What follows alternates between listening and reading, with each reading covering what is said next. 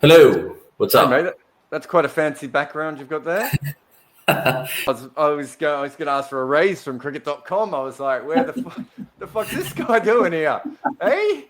Yeah, it looks pretty palatial and nice, I must admit. So that was quick, and it was clinical too from KKR because what they put on tonight was a 7-wicket romp against Mumbai Indians, the long-lasting bully. And I'm sure Eoin Morgan and company will be rather chuffed by getting into the top four. We have Kimber in the house to kind of deconstruct it all and make sense of what happened out there in Abu Dhabi. My first question to you is, have you seen the Mumbai attack being put to the sword like that in recent times?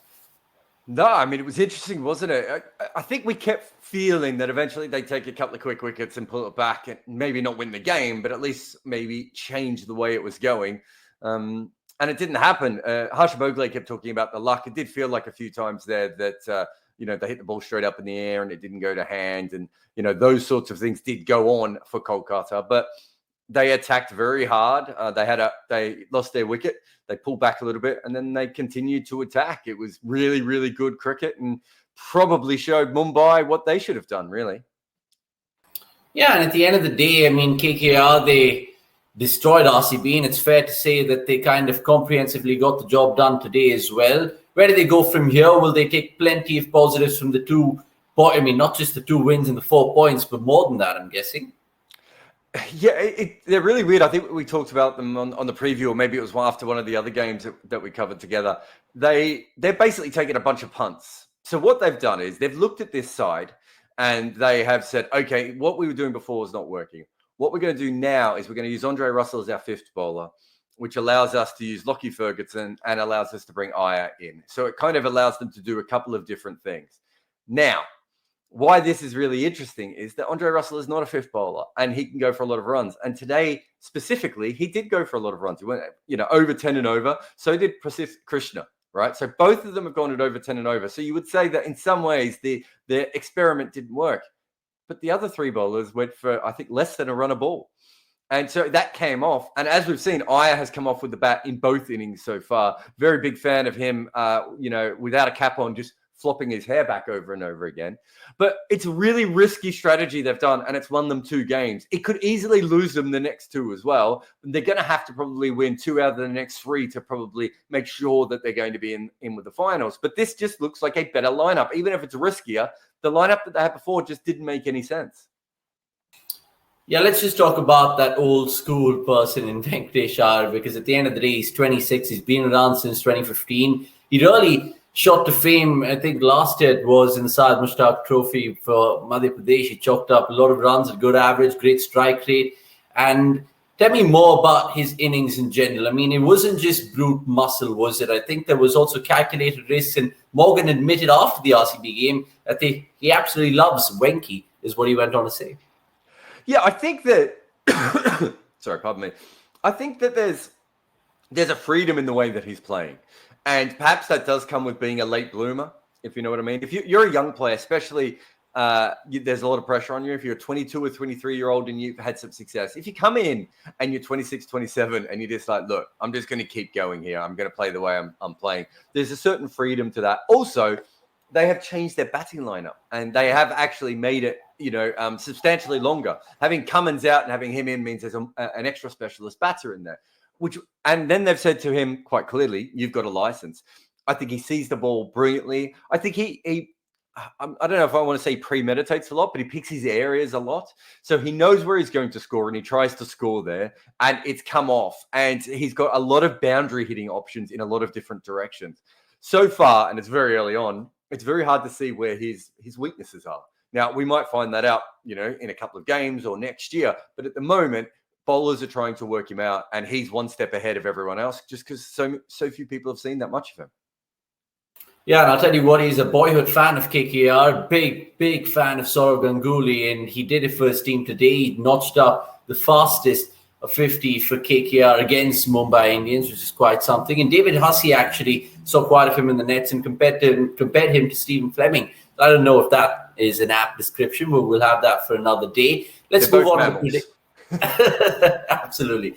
Let's move on to the predictions then, because you were going to come away with a 1-0 win here. And just in the end, I think Bumrah pipped you to the post. It was a 0-0 affair, I'm afraid, because neither Clitlytics, neither Jared got their predictions right, but we'll go through them. Now, batsman-wise, Rohit and Rana. Rana didn't bat. Rohit batted, but he got out to Narayan once again, the 9th time in T20s, Jared. Yeah, Narayan is one of those players that you either work out or you don't. There's no other bowler that's like him, right? So, it's Bumrah is another one like this. Lasith Malinga was another one. There are certain guys who don't bowl like other players. So there's no way to get better against him than playing him. And if you're not playing him well, he's just going to continue to get you out. That's a little bit different for a lot of players where there are similar other kinds of bowlers. And look, I thought that Narayan was a good matchup for Rohit. I thought he was a good matchup for Quinton de Kock as well. I also just think he's bowling really well at the moment. So he was unlucky not to win me the point. But Bumrah as well was, I thought he struggled in that first over, didn't he? Although I think there's a little bit of luck that went against him there. But when he came back, he still looked like a class above. It was just that there was no way he was going to be able to get them over the line in that game. Yeah, you went with Lockie Ferguson as your prediction, and you did I? Yeah, you went. I went with Narayan. He got 2 for 27. You went for Narayan as well. Remember, I gave you 2 picks. Oh, that's right. Because Clitlytics took 2 picks because it went for Bumrah and Chakravarti. I can't really give the points to Clitlytics in this case, so I'm actually kind of calling it even at this point. But predictions-wise as well, all 3 of us, me included, said Mumbai's going to run away with it, but we all had egg in our face, I'm guessing. Yeah, I mean, we still don't know how real Kolkata is at the moment, but one thing we do know is that Mumbai is up and down. We talked about that before. On paper, you still look at this team on paper and you think this is a good team. I mean, they were basically no wicket down after 10 overs with one of the best middle and lower orders that you can find, and they didn't even double their score. So they had a couple of very good players in Sky and Ishan Kishan eat up balls in the middle. Their 2 openers played well, but neither of them took off. And you look at that lineup and, straight away when they came off at 150, I thought it just looked very short on this particular wicket. And they're not playing the sort of cricket that they would want to be playing. It's very important to note, and I want to stress this a lot. They're not actually behind Kolkata on the table now. The way that the tables are put up, they put them up on points. Points doesn't mean anything. It should be on percentage of wins.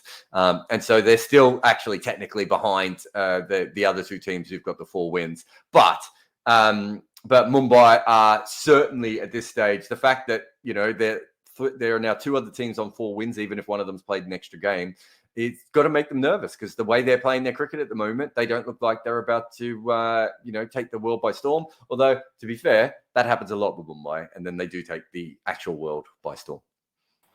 Yeah, that's inevitable, you feel, because all IPL fans will experience and pundits alike. Finally, before we let you go, we, of course, asked the fans in the preview of this match who will bowl the 10th over of the first innings. Now, we had Jared let his go as well, and I had my go as well. I said Varun Chakravarti failed.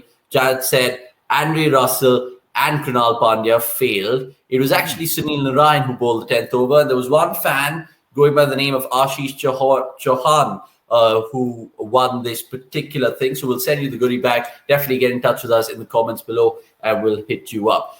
Jared, final word from you. I mean, good signs to be a KKR fan, or is it just, again, like I said, a flash in the pan? Look, considering how they were playing earlier in the season, I think you at the very, no one has told me that Eoin Morgan has to be fired for a week. So that's got to be good signs for KKR fans. I wouldn't get so excited to think that they're going to play in the finals just yet, but they've now put themselves in a position to play in the finals. So, that's all you can ask at this point. As I said, I think there's a lot of risk in the way they are playing, but it's coming off right now. And if they can win 2 of the next 3, put themselves in a really, really good position going ahead. But they have played an extra game, and that is worth remembering. It is indeed.